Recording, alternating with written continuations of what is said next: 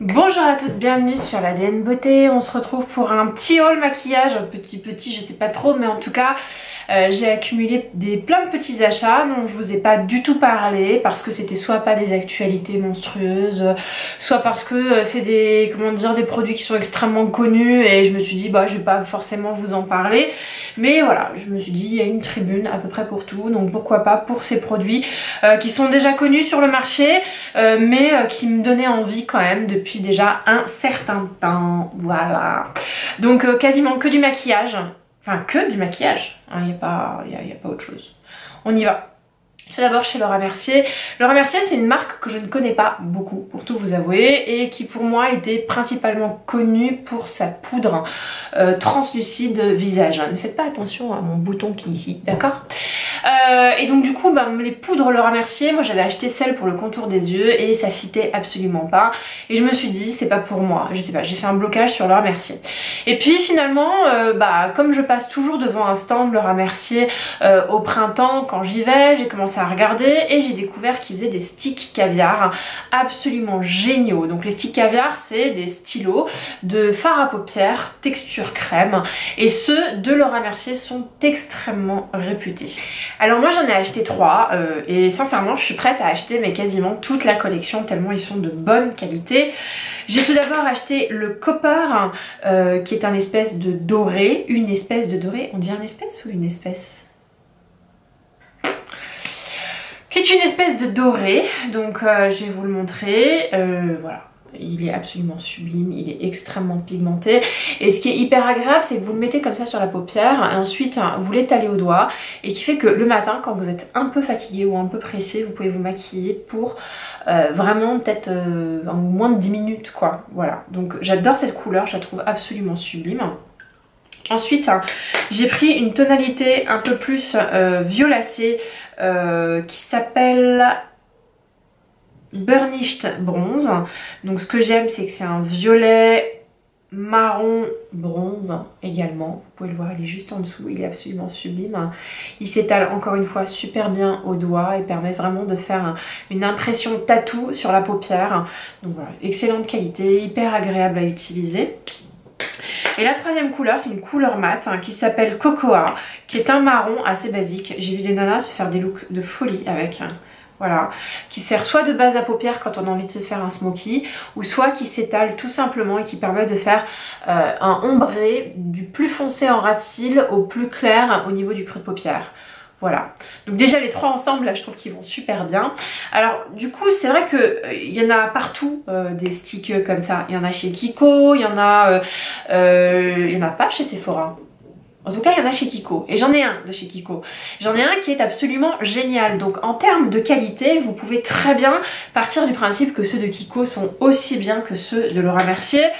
Le problème c'est quoi? C'est que c'est pas pour le plaisir de payer des trucs hyper chers que je vais chez Laura Mercier, c'est parce que je suis allée chez Kiko et j'ai trouvé que la gamme de couleurs était pas aussi belle. Vraiment ces trois couleurs que je vous ai présentées, je ne les ai pas vues chez Kiko, j'en ai fait 3 différents. J'ai fait l'un des plus grands qui se trouve être au Halles, il me semble, il est énorme, celui des Halles à Paris au niveau de Châtelet. Et voilà, je trouve que les couleurs qui sont proposées sont pas incroyables. Alors que là, vraiment ce doré, on a des champagnes, des perles chez Kiko, mais on n'a pas ce beau doré rose gold extrêmement lumineux. On a un marron mais qui est pas aussi cacao, qui est pas aussi profond, alors que chez Laura Mercier il est là. Donc parfois c'est pas une question de prix, parfois c'est une question de couleur et parfois je paye cher parce que telle couleur est disponible dans telle marque. Il n'y a pas que les sticks caviar de chez Laura Mercier, il y a également les sticks caviar de chez By Terry, j'en ai pas encore mais eux aussi sont extrêmement réputés, et il y a les sticks caviar de chez Bobbi Brown. J'en ai pris un, voilà, j'en avais déjà quelques-uns chez moi. Si vous me suivez sur Snapchat, vous savez que je les utilise assez fréquemment et que ça fait partie de ma garde-robe beauté, des indispensables, des basiques. Dans une garde-robe, il y a des basiques, les chemisiers, les t-shirts, et les sticks de fard à paupières, pour moi, ce sont des basiques à avoir dans sa garde-robe. Et donc du coup chez Bobbi Brown je suis tombée sur cette couleur marron mat et non pas irisée qui s'appelle taupe. Et pour les jours où vraiment on a envie de se faire un maquillage ton sur ton, bah vous allez voir le ton sur ton, voilà ce que ça donne. Est-ce que c'est pas incroyable comme couleur? Mais vraiment, moi j'aime bien parfois ce look ton sur ton qui est un peu ce qu'on peut retrouver chez François Nars dans les looks qu'il poste. On a ces looks monochrome, voilà, c'est ça que je cherchais. Donc une espèce de un fard à paupières nude avec un rouge à lèvres nude avec un teint très nude avec un fard à joues très nude. Ouais, peut-être que j'essaierai de faire un look là-dessus. Voilà, soit je m'en sers en tant que base ou soit je m'en sers en tant que couleur. Et notamment il y a des jours où je me réveille complètement en vrac à 6h30 voire même à 7h. Je suis à la bourre, j'ai 10 minutes chrono pour me maquiller et les sticks comme ça sauve la vie. Encore une fois vous avez ceux de Kiko, mais chez Kiko il y a une gamme de couleurs qui pour moi est moins intéressante que celle de Bobbi Brown ou de chez Laura Mercier. Toujours chez Laura Mercier. Je vais maintenant vous parler de ce bronzer de chez Laura Mercier. Celle qui m'a donné envie de l'acheter, c'est Linda Lilichou. Je vous mets sa chaîne en barre d'infos. J'adore cette fille, j'adore sa chaîne. Elle est toujours de bons conseils. Et la dernière fois, on était en train de se envoyer des textos en se racontant un petit peu les différents achats qu'on avait fait. Et c'est vrai que elle et moi, on a à peu près les mêmes goûts au niveau des bronzers, au niveau du teint. Et donc du coup, elle m'a recommandé un certain nombre de bronzers, notamment celui de Bare Minerals, mais elle m'avait recommandé aussi celui de Laura Mercier. Donc du coup au printemps quand je l'ai vu je me suis dit pourquoi pas, je l'ai essayé sur le corner et j'avoue qu'il était extrêmement lumineux, extrêmement chaud. Et ce qui est très bizarre c'est que quand vous le regardez dans le détail il n'est pas irisé mais il est extrêmement lumineux, c'est pas un mat. Je saurais absolument pas vous décrire la texture de ce bronzer qui est assez prometteuse.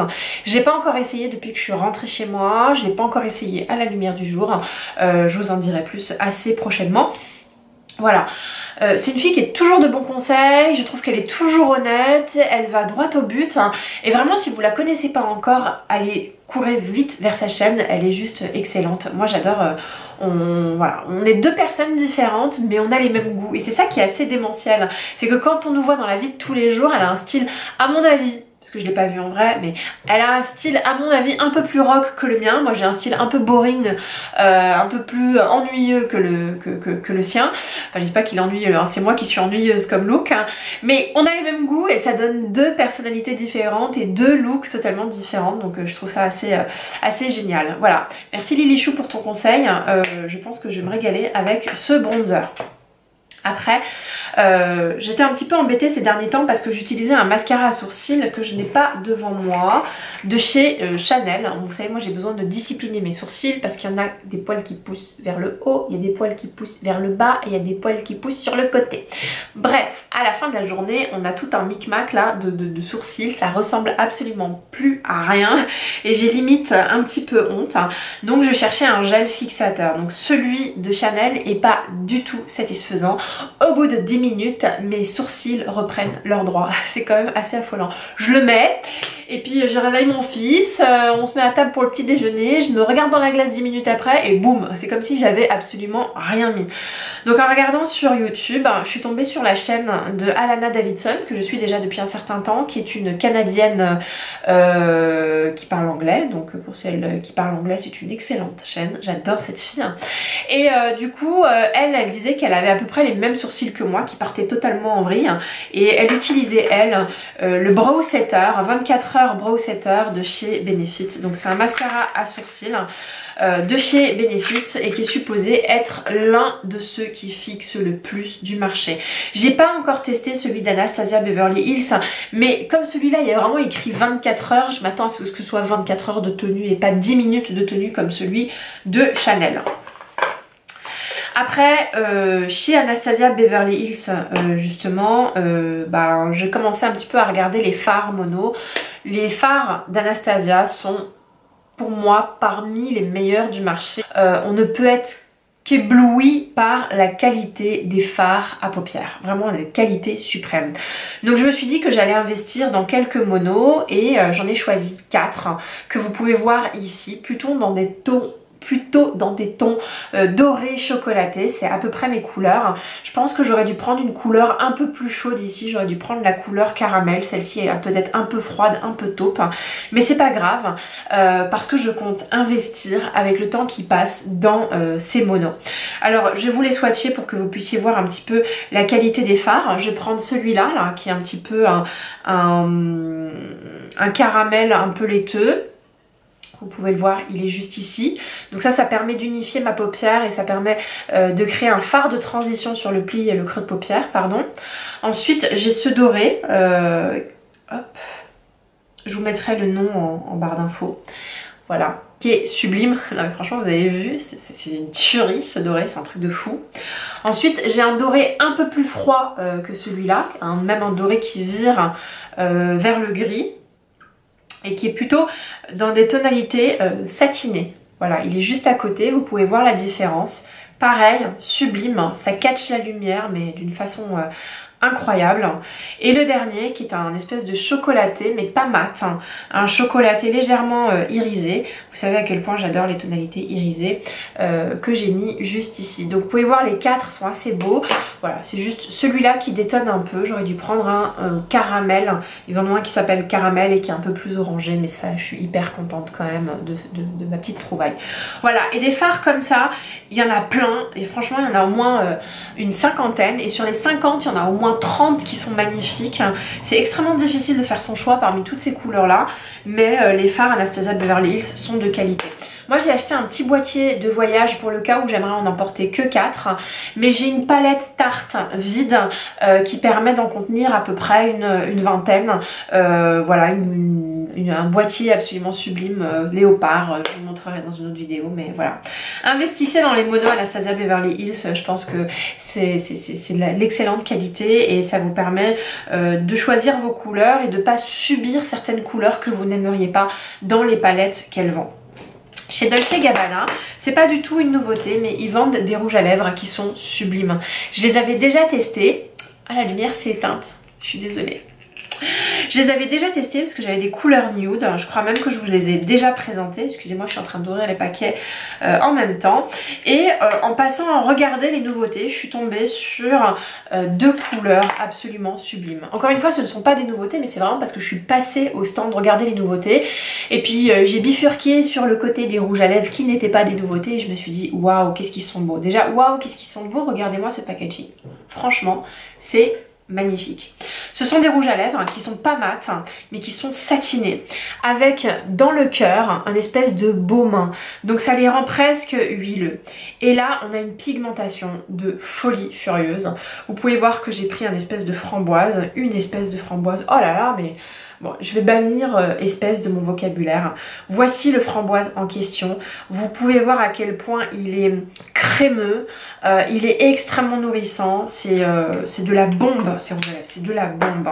Et ensuite, j'ai pris un rouge parce que j'avais déjà tous les nudes de la marque. Je vous le montre, hein, vous voyez, toujours avec ce baume au cœur. Et vous allez voir que le rouge, il est tellement profond. C'est sublimissime. Voilà, Dolce & Gabbana, je trouve que ça mériterait d'être beaucoup plus connu. Je pense vous faire une revue, je nettoie en même temps, je pense vous faire une revue sur le sujet. Je pense que ce serait pas mal que je ressorte tout mon maquillage Dolce & Gabbana et que je vous présente. C'est pas forcément disponible dans les magasins, nous on a de la chance à Paris, on est à un corner Dolce & Gabbana aux Galeries Lafayette et il est magnifique ce corner là, il y a des super beaux parfums, du super beau maquillage, les pubs sont extrêmement belles. Après c'est vrai qu'au printemps ils vendent pas du tout cette marque là et puis à part aux Galeries Lafayette j'ai jamais eu l'occasion de croiser Dolce & Gabbana Makeup dans un quelconque magasin quoi. Ensuite, il y avait un fond de teint qui me donnait vachement envie, plutôt pour les beaux jours et moins pour l'hiver. C'est le Face and Body Foundation, le fond de teint visage et corps de chez MAC. Ce fond de teint est une institution. Apparemment, c'est le fond de teint des make-up artistes pour celles qui veulent créer un look glowy, dewy, comme elles disent les américaines. Désolée pour ces anglicismes, mais c'est important parce que c'est elles qui inventent le vocabulaire et c'est assez difficile de traduire en français. Glowy, ça voudrait dire presque brillant. Moi je dis brillant, ça va pas vous donner envie. Donc dans le glow, il y a quand même Jennifer Lopez. On pense à Jennifer Lopez quand on pense glow, donc ce teint totalement radieux, lumineux, plutôt pas du tout mat. Voilà, donc c'est ce fond de teint qu'ils utilisent sur les shootings pour donner cet aspect glossy, cet aspect crémeux d'une peau, comme si elle avait été massée avec une crème hydratante. Voilà, elle va plutôt être adaptée aux peaux sèches et elle va plutôt être adaptée aux personnes qui cherchent une couvrance très faible. C'est une couvrance qui peut se construire au fur et à mesure des applications, mais je pense que si vous voulez une couvrance forte, passez votre chemin, c'est absolument pas adapté. Donc moi je pense que ça va être le fond de teint de l'été avec tellement d'autres fonds de teint que j'ai. Bref. Allez, on a presque terminé. Vous savez que j'aime beaucoup la gamme RMS Beauty, qui est une gamme Green Beauty. Chez RMS, en fait, c'est plein de petits pots comme ça. J'en ai déjà plein à la maison, mais j'en ai acheté 4 récemment. Des pots de maquillage. Vous avez des pots de fond de teint, des pots d'anti-cerne, vous avez des pots de fard à joues, vous avez des pots de highlighter, vous avez des pots de bronzer, vous avez des pots de tout ce que vous voulez. Et quand je pars en voyage, je trouve ça extrêmement pratique. Je peux du coup le prendre dans mon bagage à main et c'est tellement pratique de se maquiller avec que ben voilà, j'ai pas envie de prendre l'artillerie lourde, j'ai pas envie de prendre tous mes pinceaux avec moi, j'ai envie de me maquiller au doigt, surtout quand vous allez au soleil et que pour le coup vous avez pas envie de mettre trop de poudre ou trop de trucs qui risquent de couler avec la transpiration ou avec la chaleur, surtout quand vous voulez un maquillage naturel. Alors je vous présente pas tout ce que j'ai acheté depuis le début, je vous présente juste mes 4 récentes acquisitions et je vais vous les swatcher en même temps, et pour ça il faudrait que je nettoie d'abord ma main. Hop. Tout d'abord j'ai pris ce qu'ils appellent le Buriti Bronzer. Voilà, j'ai une bouchée, désolée. Tout d'abord j'ai pris le Buriti Bronzer. Donc c'est un bronzer crème. Je vais vous le swatcher. Hop. Voilà. Et vous l'étalez bien sur la joue et ça vous permet de faire vraiment une zone ombrée, plus chaude que le reste pour chaudifier. J'allais dire pour chaudifier.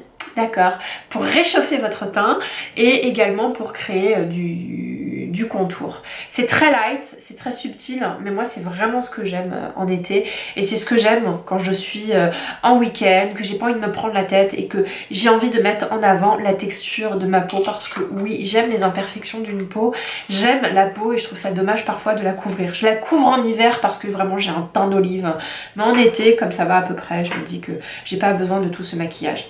Ensuite là c'est une ombre à paupières. Pareil, dans ces tonalités bronze cacao, voilà, beaucoup plus foncé. Vous pouvez voir la pigmentation est vraiment au rendez-vous et ça se travaille au doigt. Sachez-le, je vais pas vous mentir, il faut mettre un primer sur la paupière avant parce que ce truc là tient pas des masses, ça se file dans les plis, mais moi j'aime bien cet effet grungy. Je sais vous allez trouver ça bizarre, mais j'aime bien quand le maquillage coule, ça donne un effet vieilli, ça donne un effet un peu travaillé qu'on peut retrouver sur certains magazines, voilà, et surtout quand c'est un effet glossy parce qu'il y a un petit effet glossy derrière ce fard. Ensuite j'ai pris un deuxième fard à paupières qui s'appelle Utopia, qui est cette fois-ci un espèce de rose perle qui est pas ma gamme de couleurs d'habitude, mais je l'ai trouvé vraiment très très joli.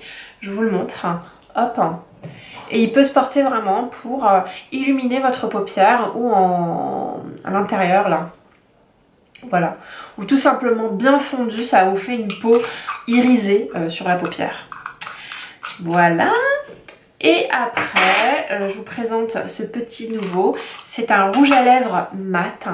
Alors, c'est pas le plus glossy parce qu'ils ont des textures extrêmement glossy, mais celui-là c'est le plus mat, donc on va dire un fini mat, pas tout à fait mat, très très rouge, qui s'appelle Beloved, qu'on peut mettre sur les joues et sur la bouche, et franchement il est sublime, voilà. Hop. Il est très pop, comment dire, il se construit assez bien, enfin, il se construit, il s'estompe, Voilà, il se superpose assez bien jusqu'à créer l'intensité voulue. Le plus difficile pour moi avec ce type de texture, c'est que j'ai le doigt plus gros que ma bouche, hein, et quand on a envie d'appliquer ça sur la bouche, c'est un peu compliqué. Donc du coup, c'est le genre de choses, il faudrait peut-être que j'ai un pinceau avec moi pour pouvoir le mettre. Mais ce qui est très très joli, c'est de mettre ça sur la bouche en petites touches, sans que ce soit très voyant, comme si vous aviez un effet lèvres mordues, et ensuite vous appliquez ça sur les joues pour faire raccord entre les deux, et je vous avoue que c'est très très très joli. Je pense beaucoup à l'été, hein. Là toutes ces textures crémeuses me montrent que j'ai très très hâte d'être en été. Voilà, j'ai terminé mon haul make-up. J'espère que vous avez apprécié. Si c'est le cas, mettez un petit like. Je serais ravie de vous retrouver. Si vous avez envie de revoir cette petite tête d'olive, bah sachez que vous pouvez vous abonner à ma chaîne. Je serais ravie de vous retrouver 2 fois par semaine. Je vous embrasse.